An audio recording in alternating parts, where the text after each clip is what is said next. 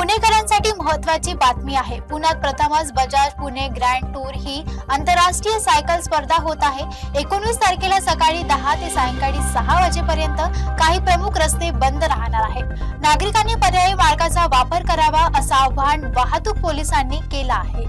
वसईच्या खोल समुद्रात गेल्या 7 दिवसांपासून पाण्याच्या प्रवाहाचं मोठं रिंगण तयार झालेलं दिसून येत आहे। हे रिंगण सतत फिरत असून पाण्याचा रंग मातकट असल्याचा दावा मच्छीमारांकडून करण्यात येतोय। पाचू बंदर परिसरातील एका मच्छीमार नौकेला या गूढ प्रवाहात अडकण्याचा प्रसंग ओढवला होता।